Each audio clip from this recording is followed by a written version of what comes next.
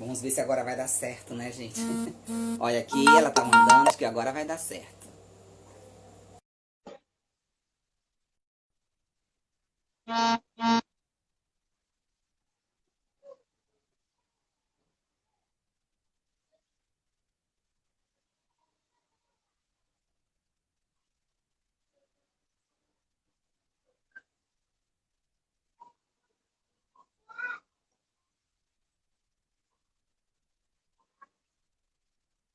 Oi,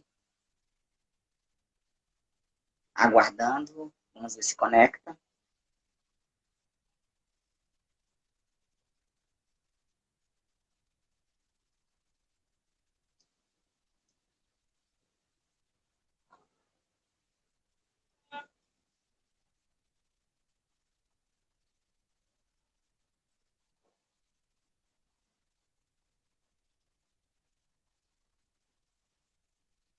Hum,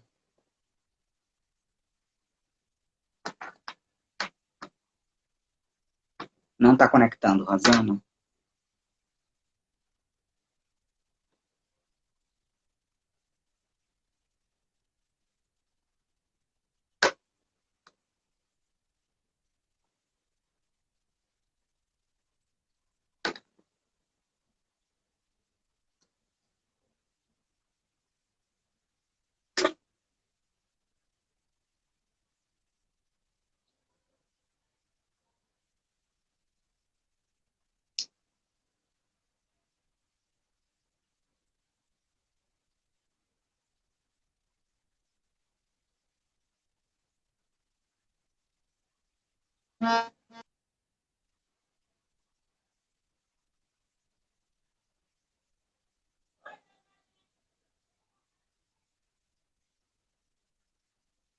Não entendi, Rosana.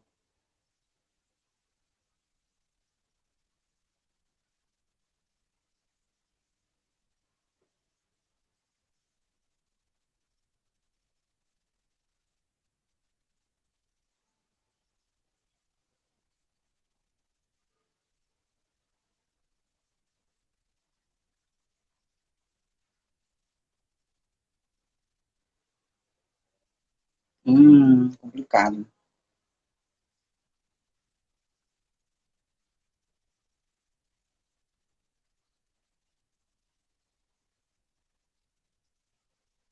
Então a gente vai ter que voltar a conversar novamente com a Alderico, entendeu?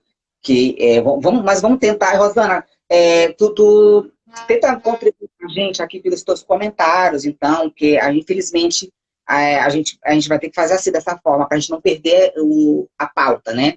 Que que é para falarmos um pouco, o que eu queria, inclusive, conversar com você. Era justamente para sabermos, primeiro, uma pergunta que eu ia fazer até, né, enquanto militante, mas como eu estou te falando, estou fazendo papel de jornalista e de intermediadora também, né? E eu vou chamar o Aderico novamente, claro, para conversar comigo, mas aí eu gostaria que você permanecesse na live, porque você faz os comentários para nos ajudarmos naquilo que a gente pode estar pecando, que era justamente voltado para a comunidade das lésbicas, que eu queria conversar contigo, entendeu? Perfeito. Então vamos lá, Alderico, novamente.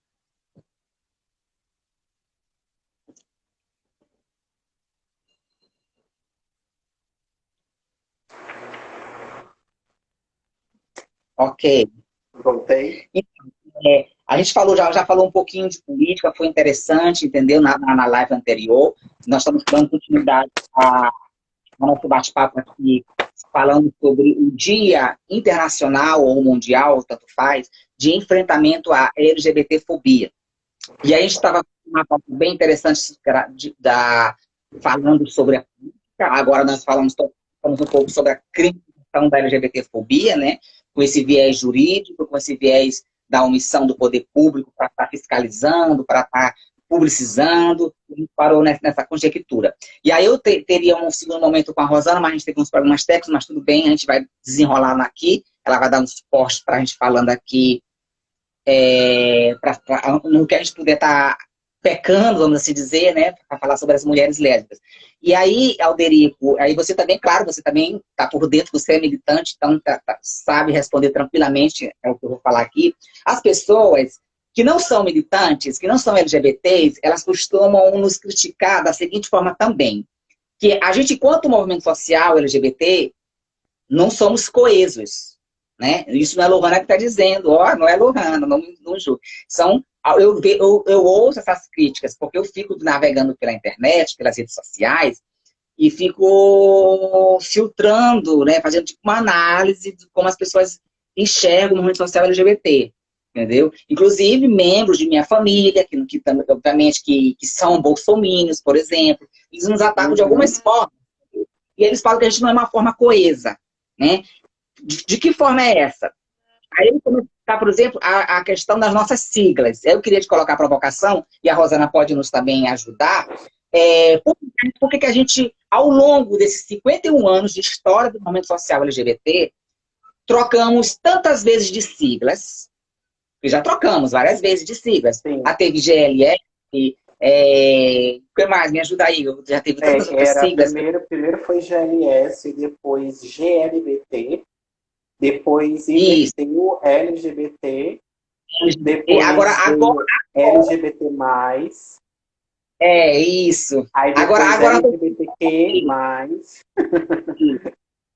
Aí a gente pode tentar agora aqui, a Rosana pode ajudar a gente, as pessoas também que estão na live, eu acredito que são, a maioria são LGBTs, também pode dar os seus palpites, né, suas contribuições, suas críticas serão bem-vindas. Por que será que a gente passou por esses processos tantos de Alderico e Rosana, dessa modificação constante da sigla LGBT? Tá? Agora eu tenho que falar alguma, LGBT, né, LGBT+. Na verdade, Lohana, contabilizado cientificamente, segundo o relatório que eu vou do TODES, não sei se vocês já ouviram falar do TODES, mas há um relatório mundial contabilizado de mais de 50 tipos de identidade de gênero diferente. Identidade de gênero e orientação sexual. Ou seja, a gente tem aí ao redor do mundo coisas que a gente ainda não sabe, a gente ainda não descobriu em relação à sexualidade. Né? Então, assim, nesse período de 50 anos de história de movimento, a gente ressignificou a sigla para tentar visibilizar esses sujeitos que foram aparecendo. GLS primeiro era porque era muito binário o movimento. Ou era lésbica ou era gay. As travestis e transexuais eram invisibilizadas dentro desse processo. Né? E Então, aí o S de simpatizante era aqueles que andavam junto. Desculpa te cortar, mas elas não eram apenas invisibilizadas, era literalmente, elas não faziam parte do movimento LGBT, porque elas não tinham representatividade nenhuma ali dentro. Era a GL, não, era LS. O movimento ele começa muito GGG mesmo. Até hoje, na verdade. O movimento ele é muito o movimento social LGBT, ele nasce de uma concepção muito machista, né, por assim dizer, muito androfálica, né, o pênis, era muito peniano, era machista, mas era machista peniano, não era machista, por exemplo, dos homens trans, nem se tem essa falava. questão da ditadura gay, então, né, uma ditadura gay, literalmente. Era uma ditadura gay, né? Era GLS, e esse L das lésbicas era muito das lésbicas sapatão, no sentido de masculinizadas. Né? As lésbicas femininas também não se encontravam ali, porque tinha essa coisa muito do machismo mesmo, muito imperativo do machismo.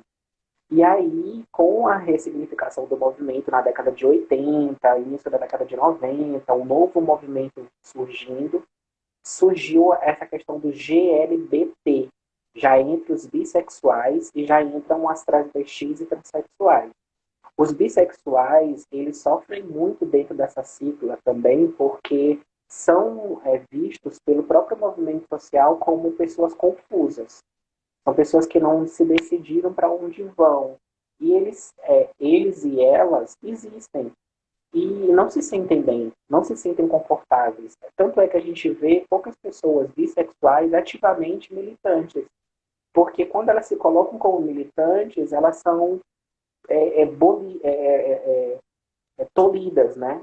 E aí não tem como. Aí você cobra o movimento bissexual, mas aí a gente não dá esse respaldo para o movimento bissexual. E depois, por uma questão mais do feminino, da questão da lógica do feminicídio também, que as mulheres estavam sempre sofreram mais, aí o L veio para frente. Aí ficou LGBT, né? Veio para frente para chamar atenção para essa lógica da mulher. Agora percebe que o T sempre está lá atrás. E eu não vou falar por ti, mas eu vou falar enquanto pesquisador que eu vejo que o movimento transexual, durante toda essa jornada, embora tenha sido pioneiro, porque o movimento transexual foi o que começou a porra toda. Foi o movimento transexual de travestis. Eu ia chegar lá. Eu ia chegar lá. Foi o movimento transexual de travestis que começou essa porra toda de movimento social. E foram as linhas de frente mesmo, né? Foram vocês. E aí, o que acontece? Durante todo esse tempo, a transexual e o transexual e a travesti estavam ali, sempre ali por estar. Mas o movimento é altamente organizado e emancipatório. Para mim, o T nem teria que estar ali, porque o T, para mim, já caminha sozinho há bastante tempo. Né? A gente que precisa do T para poder, às vezes, se movimentar. Então, assim, eu acho que o T já deveria se emancipar, porque nessa lógica de visibilizar as mulheres transexuais deveriam estar na frente também. Era para ser LTGB, né? Era para trazer também o T para frente, mas a gente não traz o T, porque o corpo transexual, o corpo travesti, incomoda demais, irrita as pessoas, né? Causa uma antipatia, causa um certo tipo de pudor, né? Um olhar que seja incomoda. O corpo transexual ainda irrita muito, irrita dentro do próprio movimento, né? Então, eu acho que o movimento T já deveria se emancipar há muito tempo. Só que o movimento, por uma questão mesmo de coletividade, o movimento T ainda traz, ainda se congrega nessa sigla toda LGBT, por uma questão de coletividade. Mas, para mim, o movimento T já poderia pedir emancipação. Aí eu vejo assim, talvez a Rosana que está nos acompanhando também possa nos explicar melhor. Então, assim, houve, portanto, uma reivindicação do movimento lésbico, vamos assim entender, para que houvesse essa alteração, porque assim, é isso que eu queria, inclusive, aprender até, enquanto militante, para que eu pudesse dar uma resposta mais exata para quem me questiona. Quando eu sou questionada nesse sentido, porque vocês não demonstram ser um movimento coeso, coerente, porque vocês não sabem nem o que vocês são. Eu já ouvi isso, críticas duras de pessoas que me dizem isso, porque vocês todo dia estão trocando a sigla de vocês, todo dia vocês tocam e tal. Aí a resposta é, não, a gente se reinventa, é claro. O movimento, como a gente falou na live anterior, a gente está caminhando para frente, a gente está sempre se reinventando, sem dúvida. Tá entendendo? Como você mesmo colocou o mais, a letrinha mais, ela representa outras identidades de gêneros que estão aí, que poderão surgir, por sinal, entendeu? E outras que não se enquadram em nenhuma dessas siglas que aí estão também, né? Então, chamados os intersexuais, né? Para nós, no caso.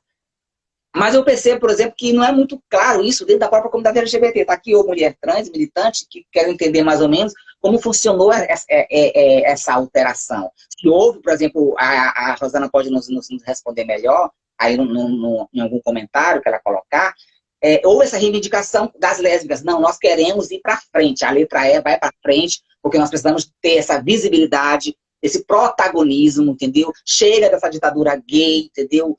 e etc e tal. Talvez porque, através disso, a gente possa acordar enquanto movimento trans para fazer a mesma coisa, entendeu? Eu já estou querendo aprender para fazer uma revolução, entendeu? Mais ou Essa menos isso. sigla é LGBT, se eu não me engano, foi em 2008, numa convenção da ABGLT. E no momento dessa convenção, o movimento de lésbicas foi muito... Olha aí, ó, viu? Ó, um encontro em Brasília, justamente da ABGLT. Brigaram por uma questão dessa letra na frente. Muito bem, olha aí a Rosana já se colocou.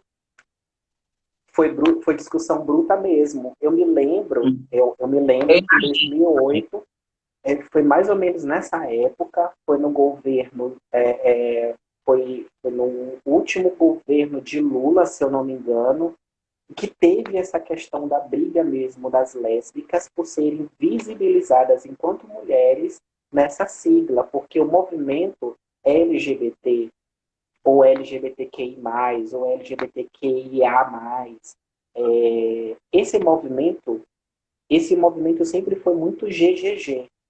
E aí eu vou te falar porque, como gay que sou, eu posso botar a culpa aí na gente mesmo. Sempre foi muito pensado por homens gays. E foi preciso que as mulheres se colocassem nessa briga para que houvesse essa transição, esse L viesse para frente da sigla. Mas é como eu estou te falando, eu acredito que os movimentos de lésbicas, o movimento de trans, de travestis, o movimento bissexual, eles já deveriam ser movimentos emancipatórios, né? Movimentos já que caminhassem com as suas próprias pernas. Eu Porque, acredito que a gente está lá, a gente está porque de fato essa sopinha de letras ela dá uma confusão danada, né? Então a gente precisa estabelecer de fato um acordo, se vai agregar todo mundo. Não, na verdade tem que agregar todo mundo, independentemente de movimento LGBT ou só um movimento gay ou movimento lésbica. Todo mundo tem que se unir, né? Todo mundo tem que se unir, mas assim, eu acho que cada um deveria já caminhar com as suas próprias pernas, porque é difícil, por exemplo, você nutrir uma pasta, por exemplo, LGBT, sendo um homem, por exemplo. Um homem, na frente de uma pasta LGBT, vai ter que falar também por transexual, mas ele não é transexual. E aí? Como é que fica? Né? Nesse termo de representatividade. Vai ter que falar pela lésbica. E aí? Como é que fica? A não ser que seja uma equipe coletiva que administre junto nas suas particularidades, coisa que não acontece. Porque eu vejo que mesmo as coordenadorias LGBTs que por aí existem, é uma só pessoa pensando por várias letras. Né? Não tem uma equipe realmente de lésbicas, bissexuais, travestis, transexuais dialogando junto. Né? Também é um problema aí, questão de gestão. Né? Mas aí a Rosana está explicando aqui que o Maranhão também estava nessa... eu percebo que a gente, enquanto o movimento social LGBT, a nível de Brasil, eu não posso falar da realidade de outros países, porque eu nunca nem saí do Brasil, mas o que eu vejo através da janela virtual, que é a internet, que nos consegue contextualizar alguma coisa. Mas então eu posso falar com categoria no Brasil, por exemplo, que a gente, infelizmente, tem raízes fortes, eu digo nós, enquanto movimento. Dentro do machismo, infelizmente, ainda temos, enquanto movimento social LGBT. A gente trouxe muito isso, por exemplo, a ditadura gay, o homem gay, entendeu? Ele veio trazendo essa herança, vamos assim dizer, infelizmente, cultural do machismo, que é onde coloca a mulher, a lésbica, ela é mulher, é lésbica, mas ela é mulher. Coloca ela em segundo plano sempre, entendeu? Aí entra a trans, que também, entre aspas, é uma figura feminina, a grosso modo, que o machista enxerga ela, entendeu? Diga-se de passagem. E que, tipo assim, quem quer ser mulher, então o teu lugar também é em segundo plano. E esse segundo plano é lá no porão, né? É pior ainda. Então, assim, eu percebi isso quando eu entrei para a militância. né? Lá, não vou dizer os anos, senão eu vou dizer que eu estou velha, mas eu entrei, quando eu entrei para a militância, eu percebi que tinha essas raízes fortes, entendeu? Que a Rosana acabou de explicar para a gente, disse que por que o L veio para frente, entendeu? Foi uma reivindicação válida, ao meu ver, sem dúvida, entendeu? Porque não é desmerecendo nenhuma letra, acho que todo mundo tem pauta ali importante. O gay tem sua colocação, sofre homofobia, a lésbica sofre lesbofobia, entendeu? A bifobia, ela existe também, a transfobia, ela existe. Todos nós sofremos na pele. A gente é um movimento social coeso, ao meu ver, sim, a bandeira é nossa, tá aqui, essa bandeira é nossa, né? Tá aqui, é perfeita, colorida, maravilhosa, linda, ela nos representa, ela me representa, sem dúvida, entendeu? Mas a gente sabe, por exemplo, que o movimento trans tem a bandeira dele, como você colocou, tem as bandeiras, inclusive, de cada identidade, tem a bandeira das lésbicas, tem a bandeira do bissexual, né? E a bandeira gay, por sinal. Só que eu acredito que a gente precisa realmente unir forças, sim. Unir forças, sim, enquanto movimento, entendeu? A saída talvez seja essa, criar uma pasta com representantes de cada categoria, porque a gente vai conseguir responder por cada identidade ali dentro, entendeu? Porque eu vejo que existe ainda essa dificuldade dessa herança que, infelizmente, nós trouxemos de lá para cá. Entendeu? Quer ver um exemplo? Não é muito incomum, não é muito incomum, não estou falando besteira aqui, quem está me ouvindo, que exista transfóbicos. Tem até demais, entendeu? Por quê? Porque na cabeça desse gay, homem lá, entendeu? Ele tem que discriminar qualquer tipo de feminilidade. Então, daí o gay afeminado, ele sofre o preconceito dentro da própria casa. Ele sofre, né? E a rejeição, por quê? Porque ele tem trejeitos femininos. E olha só a questão do machismo. Olha a questão do machismo. Você tem que ser gay, mas você tem que ser macho. Tá entendendo? Você não pode ter trejeitos femininos. Se você tem trejeitos femininos, você está até você está se igualando a uma mulher, está até caindo. Olha o sexismo aí entrando aí. Tu tá entendendo? O afeminado é o ativo e o machão é o passivo. Sim, Essa entendeu? coisa do passivo e ativo me incomoda muito também. Eu percebo muito isso, entendeu? Que a gente ainda tem que caminhar na frente, se reorganizar enquanto movimento social para a gente tentar se livrar disso. Eu sei que não é fácil, porque se trata de uma herança cultural. Eu penso dessa forma. É cultural, sim, porque a sociedade brasileira ela foi forjada assim, entendeu? Lá, desde que o Brasil é Brasil, entendeu?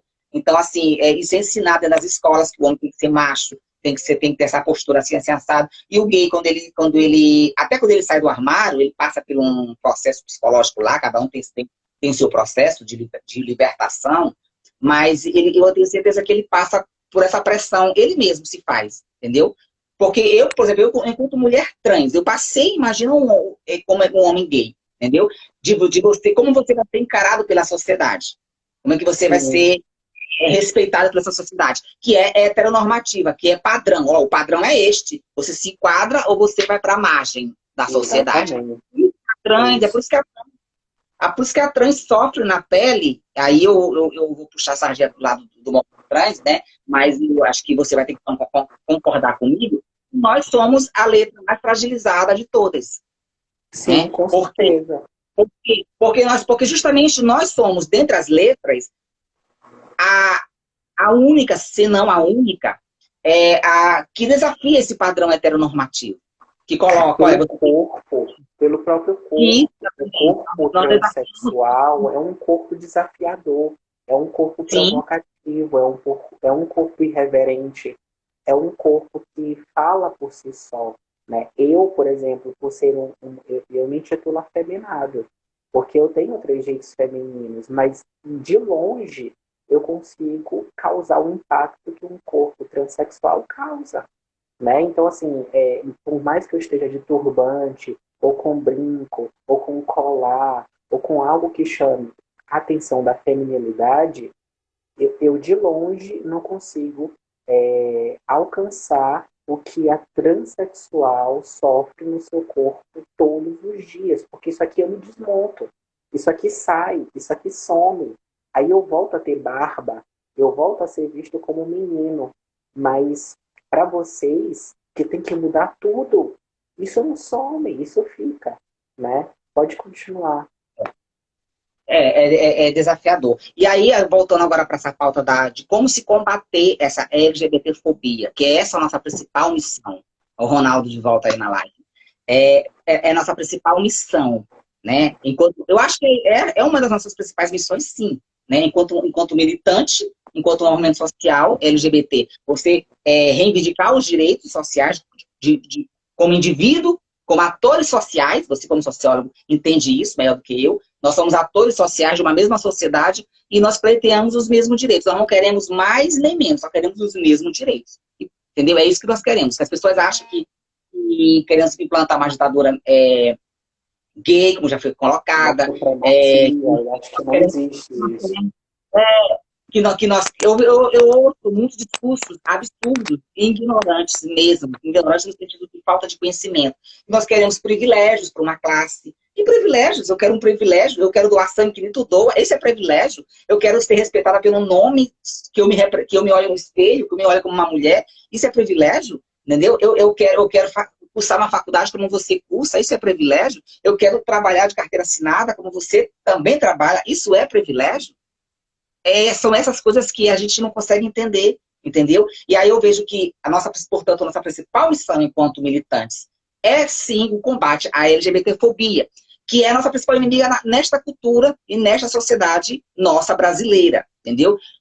E aí eu vou lançar um questionamento para ti, que é a questão assim, nós estamos falando de um evento que é mundial, né? Afinal, o 17 de maio é internacional, né? Então ele foi escolhido pela ONU, né? Por conta que eu citei na primeira live, que a homossexualidade deixou de ser classificada como doença pela Organização Mundial de Saúde, e a ONU decretou, portanto, que o dia 17 de maio, né, para relembrar essa data, seria o Dia Internacional de Combate à LGBTfobia. A ONU, ela tem feito algumas ações pontuais, né, a nível de nações, já, né, a nível internacional. Inclusive, eu já trabalhei na Unicef, e eu posso falar isso, né, que é um órgão dentro da ONU, e que, de fato, elas têm feito algumas ações para cobrar direitos humanos para a comunidade LGBT. Só que aí eu lanço para você me responder. A questão que é assim, a ONU, ela não tem força política, né? Porque ela não pode ferir a soberania de um país, quando ela não pode obrigar, por exemplo, o Brasil a fazer uma legislação específica que nos defenda, né? E aí eu vejo que ela faz muitas campanhas, eu vejo aí no YouTube, se você botar no YouTube agora, alguém aí e tal, tem lá campanhas que eu fiz isso, eu fiz aquilo e tal. E eu, sinceramente, eu fico questionando,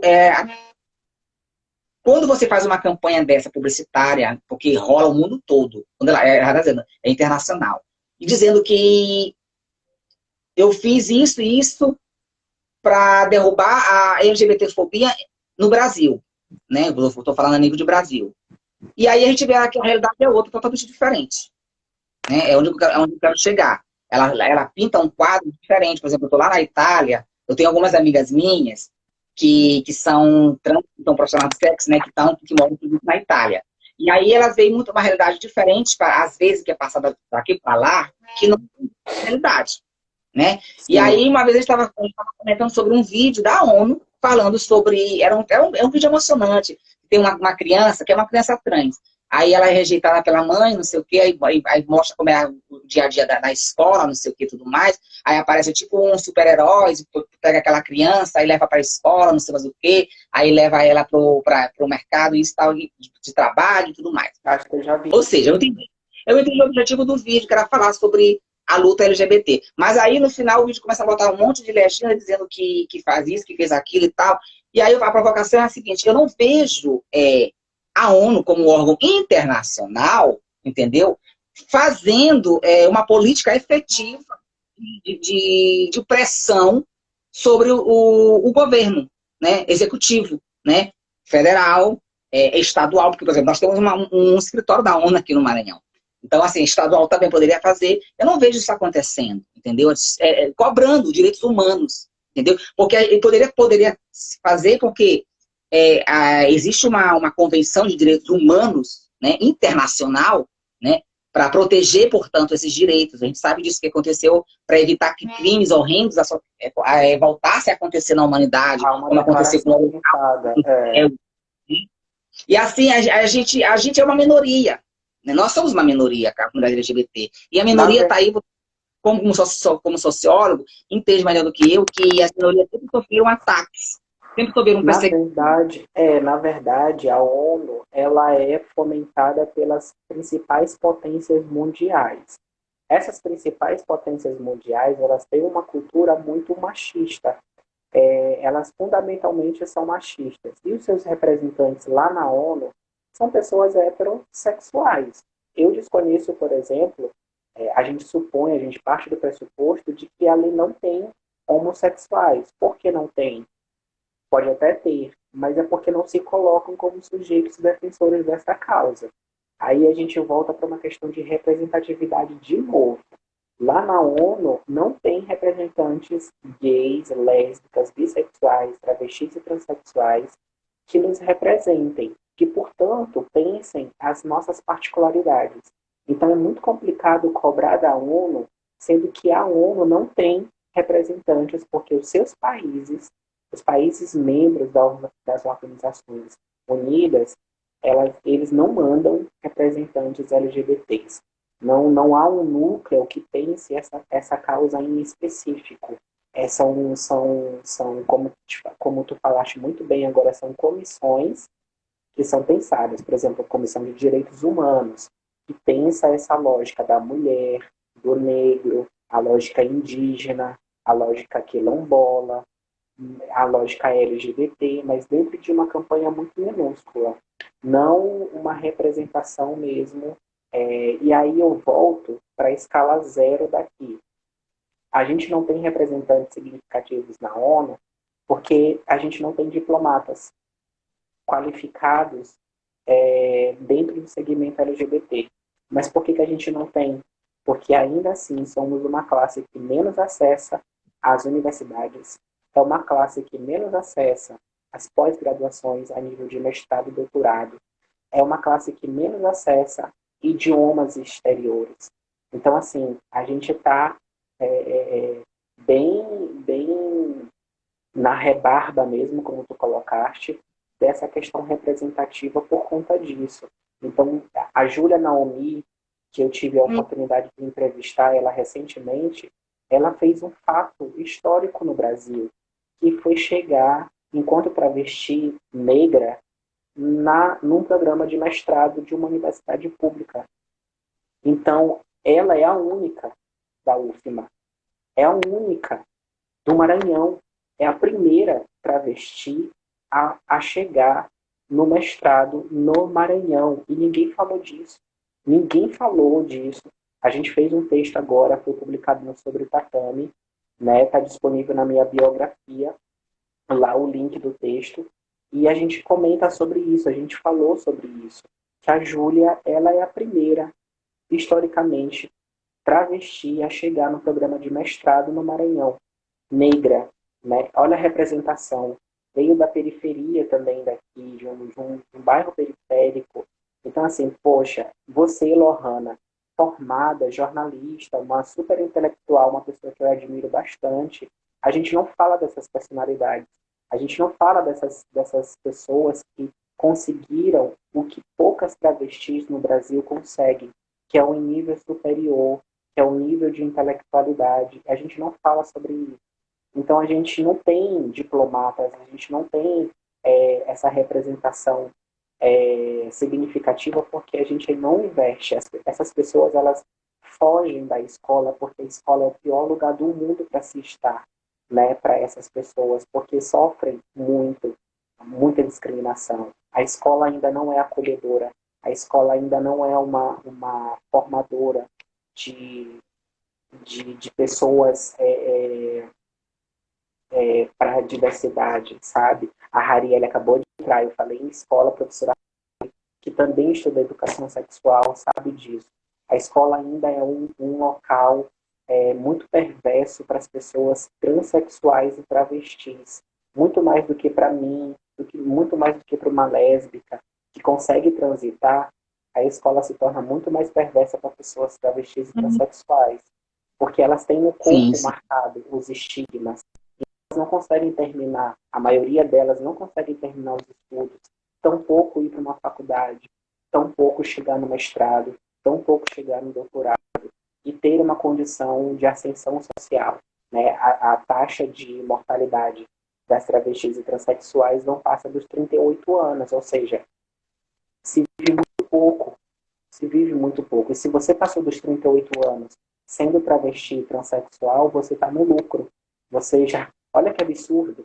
Né? Você tem que comemorar a vitória porque você já passou da zona de perigo. Você já está Sim. mais saudável. Porque até os 38 você corre um sério risco de morrer. Olha que loucura isso, gente. Eu tenho 32 anos. E aí, imagina, na minha cabeça, meu Deus, até os 38 eu posso morrer. Eu não tenho isso na minha cabeça. Mas vocês têm isso. Até os 38 anos, meu Deus, eu posso morrer. Meu Deus, eu Sim. posso morrer. Aí, depois que eu fiz 40, ai, ufa, tenho 2 anos a mais.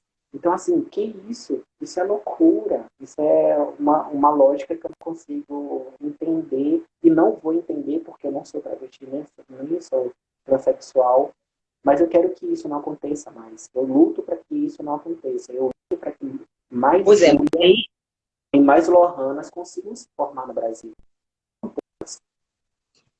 aí a gente se pergunta assim, a gente não quer que aconteça, mas continua acontecendo. Então, assim, o que a gente poderia estar fazendo? A tua live está meio travando, já começou a travar a live, né? Tá bom É, agora? Tá melhor? não mais trava a live. Melhorou. Melhorou? Então, assim, o que é preocupante, Alderico, é que assim, a gente percebe que a gente precisa muito avançar sem dúvida em políticas públicas para LGBT como um todo, e é como eu pontuei anteriormente, já muitas das vulnerabilidades da comunidade trans, entendeu? Falou tudo perfeitamente, profundamente. E eu vejo assim, aonde a gente precisaria avançar mais para combater essa LGBTfobia e essa transfobia, já que a letra T é a mais fragilizada, né, nesse contexto. Né? Por que eu digo isso? Porque eu vejo assim, o nosso papel do movimento LGBT atual é provocar as políticas públicas, né? Provocar o poder público, né? Como um todo. Inclusive, alguns dizem isso, vão ser provocados, né?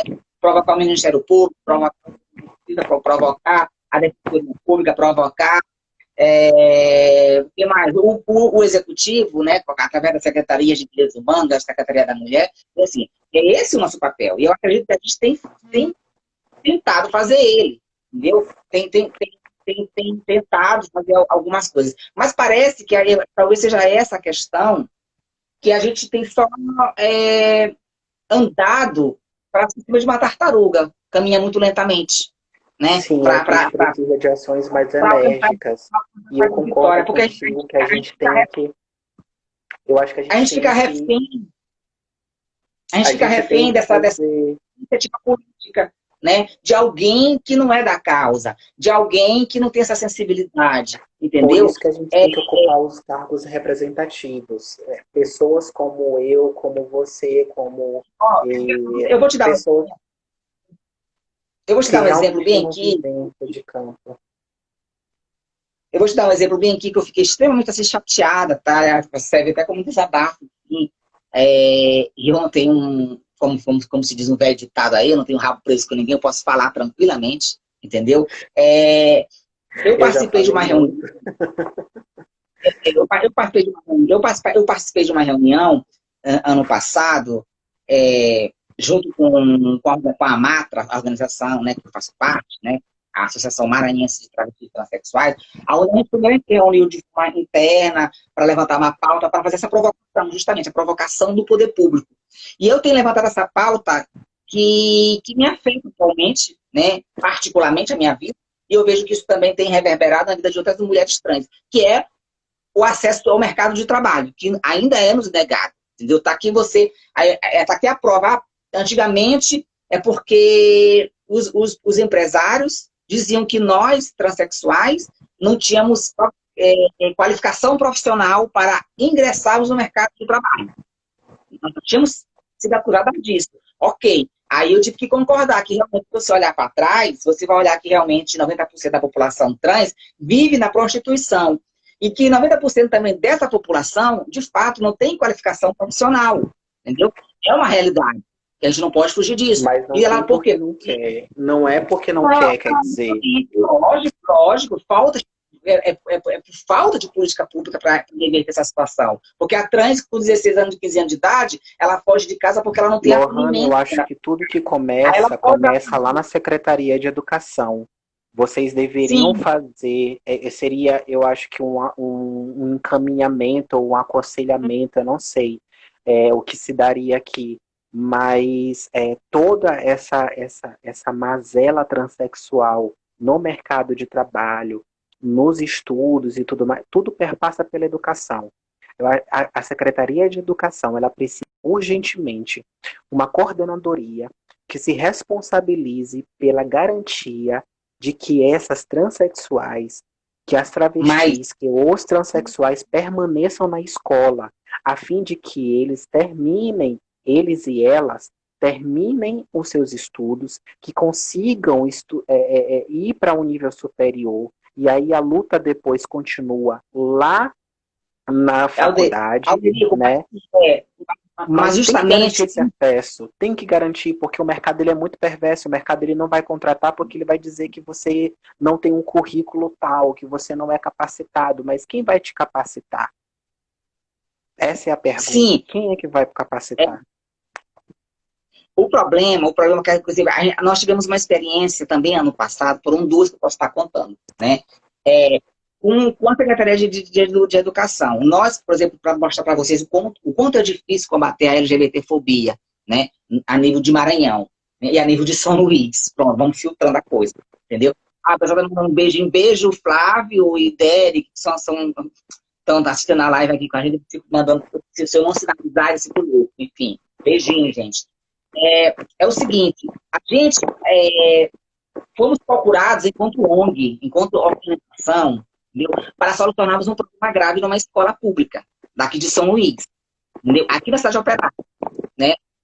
Que lá tem alunos transexuais, na maioria transexuais, mulheres trans, né? Adolescentes trans. E elas estavam se invadindo da escola por conta do velho problema, né?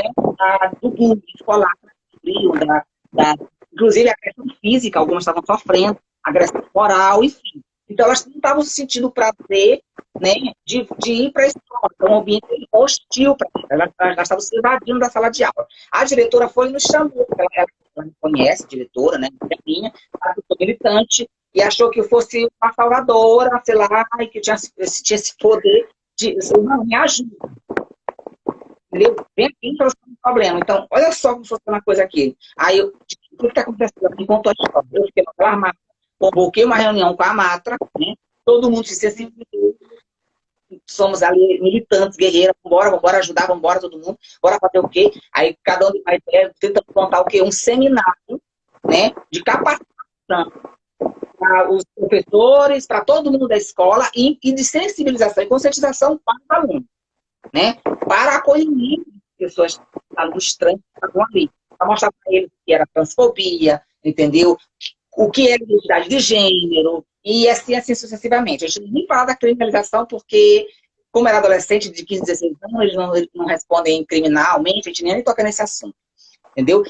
E aí a gente foi tentar fazer, a gente montou todo esse esquema e tudo mais, a gente, eu acionei psicólogo junto com a Defensoria Pública, entendeu? E aí, como você está colocando, a gente tentou acionar a secretaria, lógico, para não dar suporte, a secretaria estadual, a estadual e a municipal, entendeu? Se bem que a escola era estadual, mas a gente também tentou acionar a municipal. Já respondo o Flávio. O que acontece? A secretaria, o que ela nos respondeu? Ela simplesmente não nos respondeu, como nos proibiu de fazermos esse seminário, essa ação social dentro da escola. Com a justificativa que era proibido e é proibido falar sobre ideologia de gênero, que é um termo que a gente nem usa no movimento social, olha só, entendeu? Porque a gente não levanta isso, não existe uma ideologia de gênero, existe de fato, entendeu? Porque quando você fala de ideologia de gênero, você quer implantar uma ideologia na cabeça da pessoa, entendeu? Olha como eles distorcem a situação.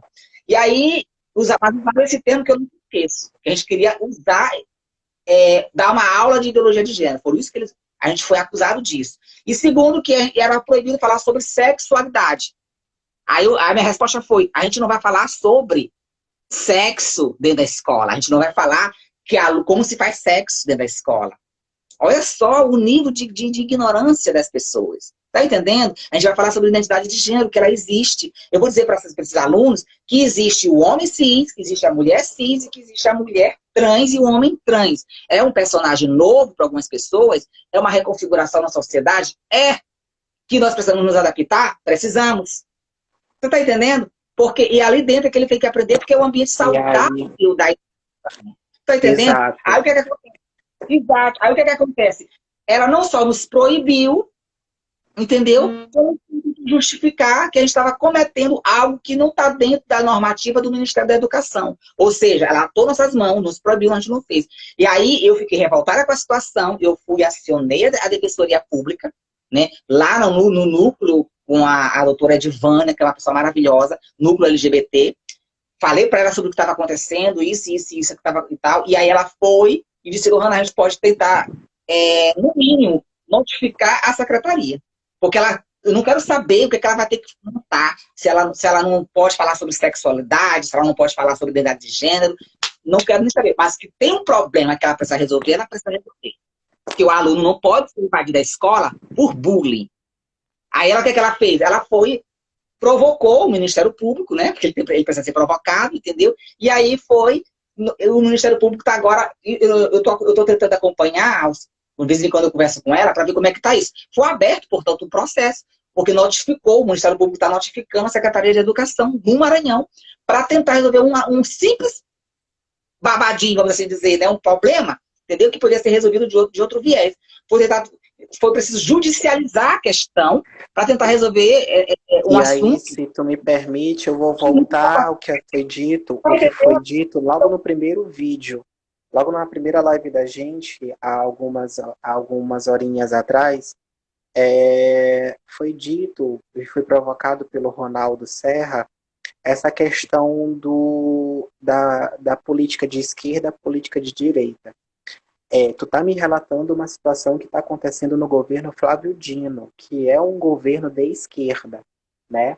É um governo, é um partido comunista e tal, e é um governo de esquerda. Agora, veja bem, se a gente operacionalizar de que a esquerda sempre está certa, a gente vai cair no precipício. Veja que a gestão da esquerda está pecando nesse processo de acolhimento.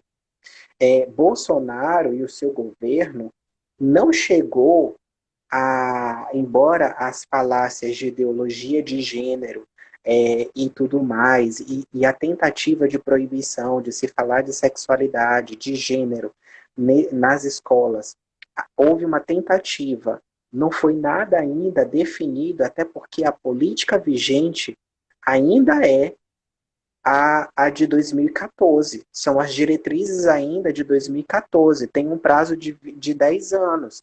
Portanto, vai até 2024.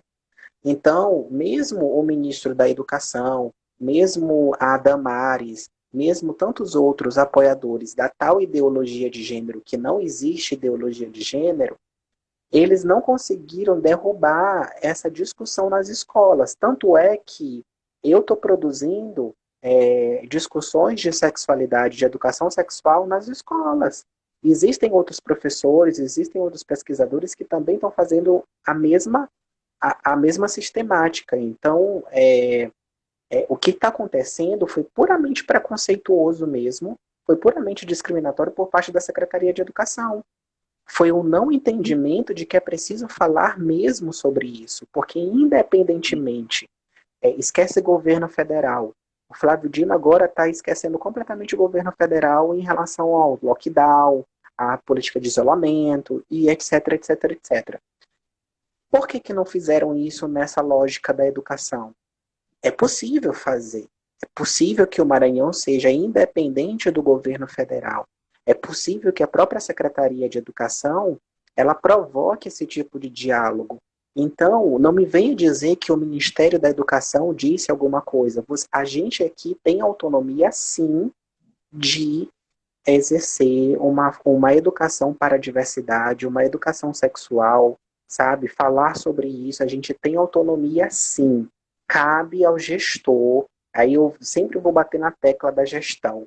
A gestão ainda está falha, a gestão ainda está péssima, nesse sentido de entender que é preciso acolher esses sujeitos. É preciso falar, sim, sobre a educação sexual. E como é preciso, porque isso se reflete no mercado de trabalho, isso se reflete na saúde, isso se reflete na segurança. Enfim, as pessoas estão morrendo por pura ignorância, né? Ignorância que poderia ter sido evitada. Então, vocês fizeram certíssimo em procurar a Defensoria Pública, o Ministério Público, porque é assim que funciona. A gente tem que recorrer a todas as instâncias possíveis para poder assegurar de que esses direitos sejam garantidos, né? E continuar mesmo na ativa e provocar. Na verdade, tudo começa também lá na faculdade. É preciso também que a gente provoque que as universidades elas formem os seus professores e professoras nesse sentido. É papel da universidade a formação de professores. Então, as universidades elas têm que serem provocadas também nesse sentido de que nos cursos de licenciatura tenham disciplinas voltadas para a educação sexual. Inclusive, eu tenho outro relato para contar, você não vai ficar alarmado, para você ver o tamanho da falta de política e de despreparo. Inclusive, o que eu vou falar agora vai responder até a pergunta que acho que foi um rapaz, que foi o Flávio, que fez. Responde.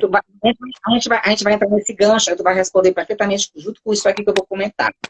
A gente também procurou a Secretaria de Trabalho para levantar a pauta, né, sobre essa questão da promoção de pessoas trans no mercado formal de trabalho. Diga-se de passagem, trabalho formal, né? Porque não adianta colocar política para fomentar o empreendedorismo. A gente sabe que isso fortalece a economia, né? Tem a ver com a economia solidária, ajuda. Mas são medidas paliativas de assistencialismo. Nós queremos soluções de problemas. E o problema é o mercado de trabalho formal, ele continua sendo excludente da pessoa trans. Ponto. É um problema que precisa ser solucionado. Então, a gente levantou essa pauta enquanto organização, né, do terceiro setor e do movimento social LGBT, e conseguimos. A Alderico, eu fiquei de 4 horas, 3 horas da tarde, se eu não me engano, até 6, para ser atendida pelo secretário de Trabalho estadual. Entendeu? Eu senti que eles estavam querendo descansar. Estava eu, né, com as minhas amigas, tem umas 4 pessoas lá, e todo mundo, algumas desistiram, foram embora, e eu lá. São pessoas assim, guerreiras mesmo, por isso que a gente tem força, militância mesmo. Elas persistiram do meu lado, bora permanecer. Ficamos de 3 horas até quase 6 horas da tarde mesmo. Tanto é que quando o assessor saiu, eu disse: bicho, vocês já estão aqui, deixa eu ver se o secretário vai atender vocês. Entendeu? Aí, porque a gente disse: não, mas ele vai atender sim. Ele vai atender, que a gente está aqui de tarde até essa hora, querida. Ele vai atender. Entendeu? A não ser que ele saia para outra porta. Que tem, porque eles têm esse costume, né, de fazer várias portas de entrada, né, nos órgãos públicos, para justamente criar isso daí. Mas, enfim, ele nos atendeu. E aí eu fiquei triste com o resultado da reunião. Entendeu? A gente saiu de lá com algumas promessas, né? Meio caminho andado, enfim. A gente, inclusive, por conta da pandemia, a gente parou. Essa era a nossa pauta atual na Matra. A gente parou por conta dessa pandemia, que pegou todo mundo de surpresa, né? E teve que paralisar todas as nossas atividades. E a gente ficou agora paralisado por conta disso. Mas assim que passar, a gente vai cobrar novamente. Então, durante a reunião, olha só o que acontece. É a mesma coisa da educação. O que aconteceu com o secretário? A gente foi questionar qual era o projeto, qual era a política pública, qual era o programa que ele poderia implementar ao nosso favor. E se ele não tinha, tanto é que ele não tinha, ele ficou assim, ó. Entendeu? E ele ficou surpreso porque ele achava que eram pessoas como tu está falando. despreparadas, pessoas que não tinham nível de conhecimento, e não, e estava todo mundo ali muito bem arquitetada, armada, até os dentes, e ele ficou assim surpreso que eu percebi todo mundo cobrando e mostrando aonde era que deveria ser aplicada a política pública, né, para a promoção das pessoas trans no mercado de trabalho. Então ele ficou assim, aí ele disse assim, vocês poderiam me ajudar nisso, ele falou. Aí eu disse, eu já tenho algumas propostas para serem encaminhadas para você. Entendeu? Aí eu dei o exemplo, por exemplo, do projeto magnífico chamado Transcidadania, que é implantado lá a nível de município, né? Municipal, da Prefeitura Municipal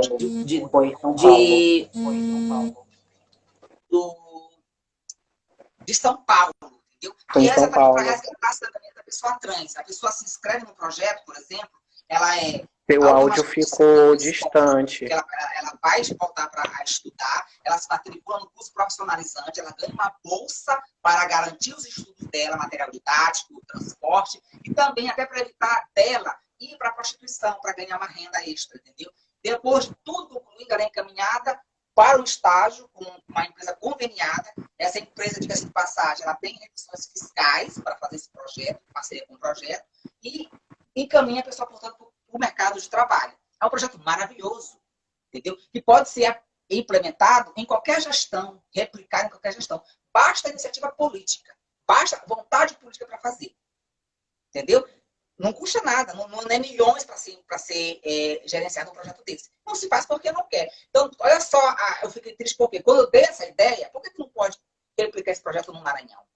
Exatamente. Quando eu digo Maranhão, é Maranhão mesmo, não é São Luís, é Maranhão. Nós somos 216 municípios, não é isso? Então, assim, 217. É um estado imenso, né? Então, é uma secretaria de trabalho a nível de estado. E aí, olha a ideia do secretário. Ao invés de ele acatar a ideia, ele dizer assim, não, esse projeto é maravilhoso, vamos estudar ele, vamos ver o que a gente pode fazer, tá, para corretor. Ele pediu que a gente encaminhasse uma lista para ele de nomes de pessoas trans, entendeu? Que ele poderia ver vaga de trabalho. Ou seja, ele estava oferecendo vaga de um emprego para mim, um emprego para aquelas pessoas que estavam na mesa, e ele perguntou quantas pessoas tinham na associação. Ele queria empregar as pessoas da associação. Tá entendendo? E aí a resposta que a gente deu para ele, eu dei a resposta para ele. Eu tive a oportunidade de dar a resposta para ele. Eu falei assim, secretário, a gente não está pedindo emprego para você. Eu não estou te pedindo emprego. Eu, Lohana Paulzinho, a amiga aqui, minhas companheiras, não estou pedindo emprego para você. E diga-se de passagem, todas estão desempregadas. Eu estou desempregada. Entendeu? Como e tal. Mas a gente não vê... Essa não é a causa primordial de nós estarmos aqui. Nós estamos pedindo um programa ou um projeto, né, um gerenciamento da Secretaria de Trabalho que promova, a nível de Estado, a inserção de pessoas trans no mercado de trabalho. Será que dá para entender? Eu tive que ser incisiva, e aí eu fiquei triste porque quando eu falei isso, eu quis abandonar a reunião. Eu não abandonei para manter a ética. E aí ele continuou insistindo nisso, tanto é que inclusive, isso foi motivo de discórdia até entre eu e algumas companheiras minhas dentro da macra, porque a gente teve que se submeter a isso, senão, mas é o que a gente tem, então não pode enviar uma lista. Aí enviaram uma lista para ele, entendeu? E aí ele saiu fazendo entrevista com algumas pessoas, né? Que inclusive é no supermercado Açaí, que está aí, inaugurando as portas, que entregou algumas pessoas trans, entendeu? Tem outro parceiro aí que eu esqueci o nome, enfim, algumas empresas parceiras que foram empregando essa pessoa. Resumindo, eram 15 pessoas, o número de pessoas ínfimo, 15 pessoas. Aí o secretário sai dizendo que ele está fazendo um programa ou um projeto de inserção de pessoas trans no mercado de trabalho a nível de Estado.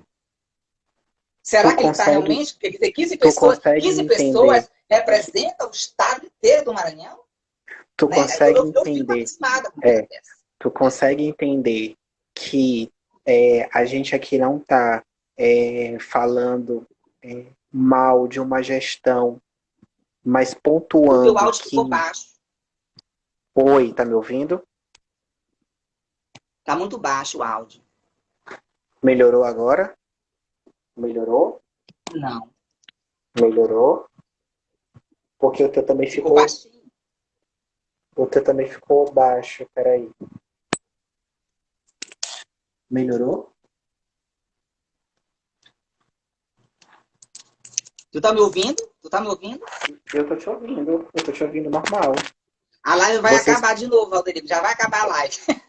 De qualquer forma, tá acabando. Gente, é tanto assunto, é maravilhoso, né, estar aqui com vocês. A gente precisa fazer outra live, Valeria. A gente vai fazer outras lives pra gente conversar mais, tá bom? Entendeu? Mas aí eu acho que consegui responder algumas perguntas que alguém estava participando. Eu prometo a vocês que a gente vai levantar outras Quem pautas de quiser, só me debate. adicionar, a gente conversa.